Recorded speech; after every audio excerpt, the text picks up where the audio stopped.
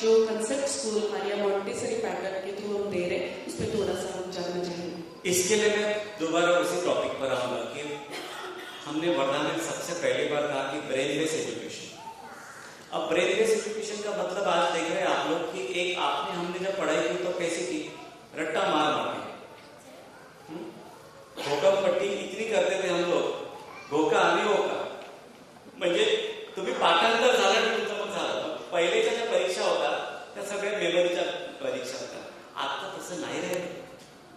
अब स्विच हो गया, अभी सारे एग्जाम सारे बच्चे के ब्रेन के ऊपर कि बच्चे का ब्रेन कितना शार्प है।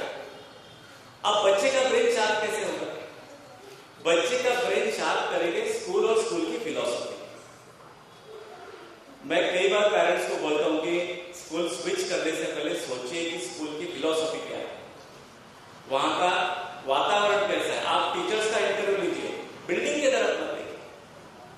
अभी जो नया ट्रेंड आ रहा है वो मैं आपको पहले यहां पर बता रहा हूं कि नया जो ट्रेंड है वो है स्मॉल स्कूल कल्चर।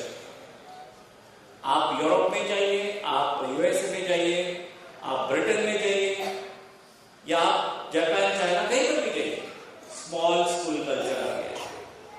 मतलब जहां पर भीड़ कम है, इंडिविजुअल फोकस है, एक टीचर एक बच्चे की तरफ आई कांटेक्ट करके पढ़ा रहे, बेस्ट स्कूल, सबसे बढ़िया school. I am not promoting my school, I am insisting how to choose best school for your student. बच्चे को अगर इंडिविजुअल फोकस दे रहे तो सबसे बढ़िया। अब यहां पर आप जब क्लासरूम ट्रेडिशनल वे में बच्चे को पढ़ा रहे तो सिनेप्स कनेक्टिविटी हो ही नहीं रही है ना। अरे नर्व टिश्यू जब आपस में कनेक्ट होंगे तभी तो बच्चे का ब्रेन इंटेलिजेंट होगा, तभी तो बच्चा होशियार होगा। भगवान ने ऐसे कोई तराजू लेके तो नहीं कहा कि भाई नहीं इस बच्चे को मैं होशियार बनाऊंगा, इसको नहीं बनाऊंगा, ऐसा नहीं था। पूरे सामर्थ्य के साथ में वो धरती पर भेजता है। एक बच्चे का जब जन्म होता है ना तो पूरे सामर्थ्य के साथ में होता है। उसका सामर्थ्य कौन कम करता है? पाब्लो पिकासो ने पल्लवी में पता है क्या कहा? बच्चों को स्कूल में भेजो ही।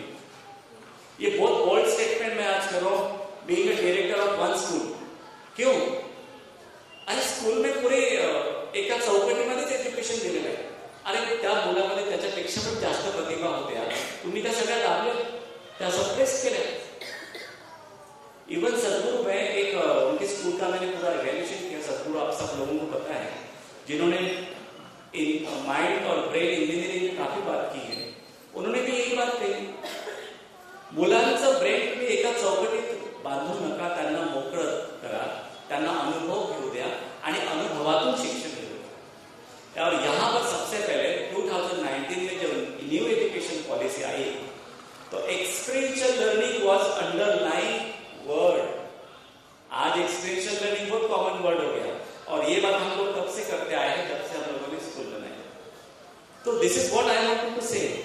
अभी पूरे भारतवर्ष में कुछ और specially I will mention cities like Hyderabad, cities like Bangalore.